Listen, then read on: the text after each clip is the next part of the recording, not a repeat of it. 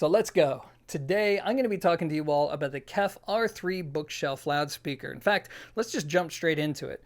So what you're looking at is a three-way rear-ported design. It weighs 30 pounds apiece. It's designed in the UK, manufactured in China, and carries a price tag of $1,999.99 a pair. But I'm just going to round up a penny and refer to it as $2,000 a pair from this point moving onwards. So what do you get for that kind of money? Well, you get a pretty sturdy, clean-looking speaker. My review sample came in this walnut real wood veneer, and what's interesting is that I noticed that KEF will color the drivers to match the finish of the speaker. In this case, they went with this light copper color tone, which looks really good. If you get the black speakers, then you're going to get black drivers, and if you get white speakers, you're going to get this white kind of grayish tone, all of which looks really good. It's just a nice touch. So now let's take a closer look at the driver configuration. Up top, we have the concentric or dual concentric driver configuration. And if you don't know what that is, basically you have a tweeter right in the middle of the mid-range driver. And what's the benefit of that? Well, there's quite a few, but to focus on the primary benefit and to oversimplify the explanation, essentially what they're going for is to have both the mid-range and high frequencies coming from a single point source. And the major aim here is to eliminate what's called time delay, which is what can happen when you have a tweeter either above or below a driver. Sometimes the sound from the tweeter is just going to hit your ears before the sound from the woofer will. This is designed to help eliminate that and to get a more uniform presentation from the listening position. So in the middle here, we are going to have a 1-inch aluminum dome tweeter, and many of you are going to wonder, what is this thing? Well, they call that the tangerine, and it's basically a radiating phase plug. Not only is it designed to help tame some of the resonances that come along with the aluminum cone material, but on top of that, it's also designed to help couple the tweeter to the mid-range cone. Now, the mid-range driver is going to be 5 inches in diameter. It's made out of an aluminum material, and it also serves as a waveguide for the tweeter, which is a really clever design. On the edge here, we have something called, oh God, what is it? The shadow guard, the shadow flare, whatever it's called. It's designed to help eliminate diffraction coming from the cabinet. And what that is when sound comes from a speaker, it doesn't just travel directly to your ears. It goes in just about every direction it can. And when it starts to exit the edges of a cabinet, well, that means it's going to bounce off the cabinet, hit your walls, and then the sound is going to be delayed a bit once it finally reaches your ear. So this is designed to give you more of a direct presentation and to mitigate the room factor when you're listening to the speakers, so you can get a more consistent listening experience. Beneath that, we are going to have a 6.5-inch woofer. This is to handle the low frequencies, and it actually is a little bit sloped, and this is to, again, help to eliminate diffraction, particularly as it comes from this driver. Anyways, that's going to be it for the front of the speaker. The only other thing I need to mention is that KEF designs and builds their own drivers, so these are not off-the-shelf parts, which are pretty cool. So now let's take a quick look at the back, and then I'm going to talk about how it all sounds.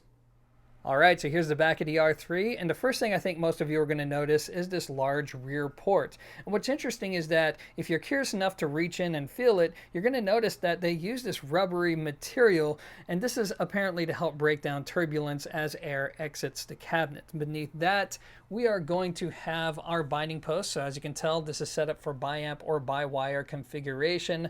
The terminals are made out of a nickel-plated brass material, and what's interesting is that normally you have these jumper bars between these terminals, but KEF decided to go with these, what they call links. So if you want to use it in regular mode, you just have it configured as it is. But if you want to bi-amp or bi-wire, you twist this knob and then they'll be set up for that configuration.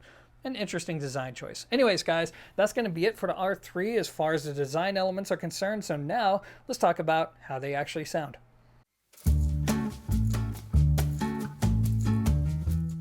So to kick things off, there's a lot of tech packed into the R3. In fact, what I mentioned earlier only really scratches the surface of everything that went into this speaker. So if you want to learn more about it, just click on the description box down below and follow the link to the R3 white paper. But the big question now is, what does all of that translate to in terms of raw performance? So what I'm going to do is I'm going to address two groups of people here. And the first group are going to be those of you who own affordable KEF products, you love the sound, and you just want to know if it's worth upgrading to something like the R3. Now, overall, I would say it's a pretty safe bet. And I say that because every KEF product that I've heard within the past 10 years, from the least expensive all the way up to their flagships, the Blades, all have the same general presentation. You just get a better execution of that sound as you spend more money. So there's a really good chance you'll love the R3s. The only thing that you need to be aware of is that the treble is not as prominent as it usually is for a KEF product in and around this price point. Some people love that about this speaker, others not so much. So as always, it's something that you need to check out for yourself to figure out where you land. Now, to everybody else who's never heard a KEF speaker before, but you're nonetheless considering something like the R3, what you're going to get is something that, number one, is all about clarity. So if you're spending this kind of money and you say, I better hear just about every single detail on the media that I'm listening to, you're going to like this speaker. Even when the music gets pretty complex and there's a lot of information going on, these speakers do a good job of disseminating that information in a way to where everything has its own sense of space, everything remains clear, even when the music gets a little bit chaotic. There's a lot of people who love that. And then it's going to be for somebody who says, I want a lively presentation. I want it to project in a forward way. Maybe not like clips to where it sounds like somebody is playing their instrument on my eyeballs, but I nonetheless want to feel like I'm pretty close to the front stage. Again, that's what the speaker does very well. And if you're in a difficult room, the speaker does a good job of eliminating the room. But the interesting thing is the upper treble is actually pretty smooth and easy on the ears, which means if you listen to fairly poorly recorded material, it's more forgiving than a lot of other KEF products have been in the past. The rest of the presentation, though, is going to be fairly matter-of-fact, if not dry sounding. So the rest of the mid-range, open, clear, a little dry, not going to be a whole lot of warmth there. The bass is going to be clear, dynamic. I would say there's a hint of warmth to the sound, but overall, it's going to be more of a matter-of-fact presentation.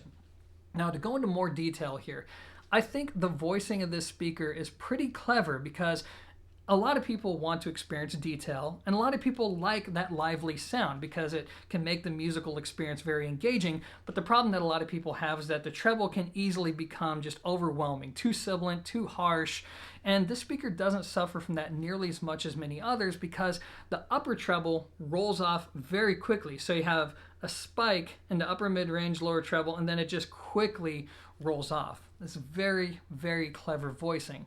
Now, the rest of the mid-range, as I mentioned before, is going to be very open and clean, but it has a different take on things because, well, let me give you an example. A lot of monitors at this price point, like say the Bacarts that a lot of people like, the S400s, have a warmer tone. And the best way to describe this that I can come up with right now, so let's just say you're listening to somebody playing a guitar. The warmer speaker will focus more on the sound of the body of the guitar. Whereas the KEF, you're not going to get that presentation so much as you will the focus on the strings. So the strings are going to have this clarity to them, the separation, that kind of zippy, almost sharp sound. This speaker is going to do a better job of capturing that than something like, say, the Bacarts. But the expense is going to be the body of the guitar isn't going to be as realistic and as prominent through something like an R3. So it's a matter of picking which type of presentation you prefer. When it comes to the bass, as I mentioned before, is going to be more about speed and clarity than overall heft. So if you're somebody who likes a lot of bass, you're still going to want to use a subwoofer with these speakers. But by and large, I think the bass is actually cleverly done because it's not sterile sounding. There's just a little bit of warmth there. Maybe it's the paper that they put on the underside of the driver, I'm not sure. But overall, I would say the low end is going to be very pleasing. Imaging is going to be good, but this is a speaker that's more like a point source experience, so it sounds best when you're sitting right there in between the speakers with the drivers pointing at you. Under that configuration, the imaging is going to be fairly wide, but the big thing is going to be the focus in between the speakers, which is going to be very good. So that's going to be it in terms of the overall presentation of the R3. So now let's talk about what you can do to get some really good sound out of it.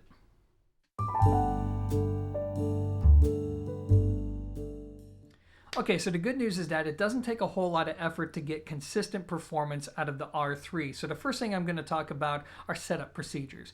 And what you guys need to know is that when you take the R3 home, what you're going to want to do first is to point it directly towards your listening position with the grills off. This is how these speakers were meant to be experienced, and the whole point is to minimize the interaction between the speakers and the room that you're in. Personally, this is where I like them the best because not only do I feel like they sound the most natural when set up this way, but I also love the rock solid image that you get in between the speakers. But by all means, experiment for yourself. It's something that's free for you to try. So point them directly out into the room and try all different configurations to see what works best for you. Moving on. As with any high quality speaker, yes, it will sound best when you can give it room to breathe. I would say a good 1.5 to 2 feet out from any wall boundary is where they're going to sound the most balanced. But even though it's a rear ported design, if you have to put it against a wall boundary, that's actually okay for 2 reasons. Number one, the bass is already fairly tight and clean, so when you put it against the wall, yes, it's going to fatten up a little bit, but some people are actually going to like that because room gain is going to help to give it a fuller, warmer sound, particularly in the bass region. And then if you don't like that sound, they come with foam plugs that you can put inside the port to help clean up the low end. So don't think that this would be a roadblock towards enjoying something like the R3. Now, when it comes to stands, obviously you want to use high quality stands if you're in a position to do so. That doesn't cost a lot of money. You could buy something from Monoprice that'll set you back maybe 60 bucks. Fill them with dry sand. I would say 26 to 28 inches is where you're going to want to be. You're good to go. And that's it for positioning. I mean, there's really not a whole lot to it. Super easy speakers to work with. So now let's talk about equipment matching. So on one hand, I'd say for the average person who's watching this video, 60 watts per channel or more of solid state power is where you're going to want to be. If you're in a bigger room or if you listen at louder volumes, I would say 100 or so watts per channel is where you're going to want to be. Now, don't get me wrong though. If you're in a small room and you listen to fairly uncomplex music or you don't listen at loud volumes, these speakers actually sound really good with tube amplifiers. In fact, I would say a good EL34 tube amp would be a great match with the R3, provided you don't listen at louder volumes. But again, you just have to know thyself in this scenario. When it comes to the overall tone of the amplifiers that you should be looking for, well, let me say this. These are highly resolving speakers and they sound best when you can feed them quality components. In this case, and in my experience, I would say that you really need to pair them up with something that retails for about $1,000 or more. Less expensive amplifiers that I've tried so far, it's just not the best match because you can tell they're really holding back the speaker and showcasing what it can do. So on the budget, I would say the Dane's Minuetto for $1,000 is an amazing match because it's very balanced. It has a very refined, clear sound to it, and it just pairs up so well with the R3. It really just kind of doubles down on its strengths without any of the major weaknesses. So that's a really good way to go if you can accommodate a purist integrated solution.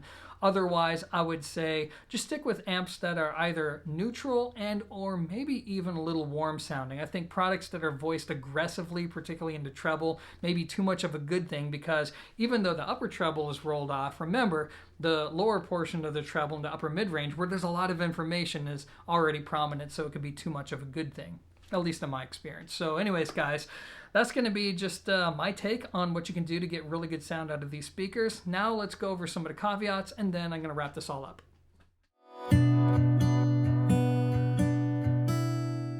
Okay, so there's a number of different observations that I want to cover in this section, and before I begin, you need to know that most of them are going to be more subjective in nature. So having said that, let's move on to my first observation, which interestingly enough isn't even my own. It's just something that I feel is worth sharing in this review, which is, as you can imagine, I know a lot of people who are huge fans of the KEF sound.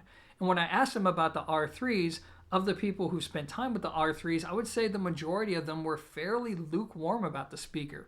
And when I asked them why, they said it was due to the treble. You see, they're used to a bright, prominent presentation.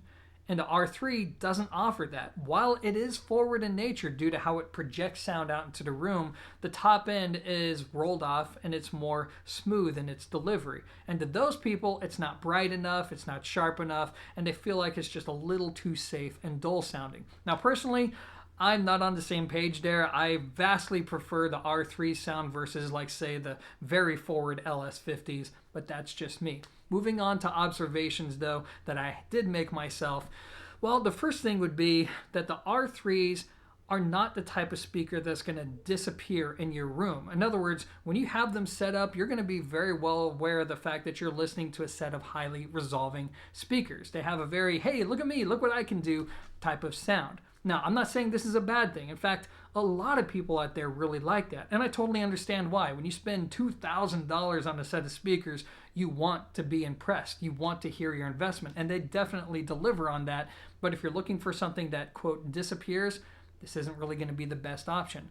Also, when it comes to off-axis imaging, while they're good in that regard, I noticed that the dual concentric configuration would draw a lot of attention to itself, especially in the off-axis. Tying into that, I feel like the integration between that driver and the bass driver could be a little bit better. I felt like there were times to where you could hear the disconnect between them, or in other words, the crossover point.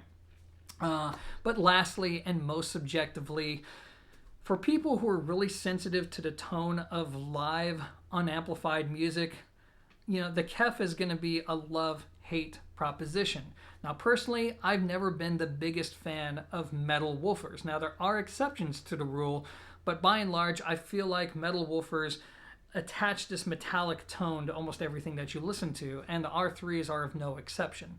They are very clear. They're actually very refined, but there's still that tone to the sound that for someone like me is very noticeable. But for you, you may not even notice it and may even prefer it. That's perfectly fine, but it's nonetheless something worth mentioning. Anyways, that's going to be it for the caveats. So now let's wrap this whole thing up.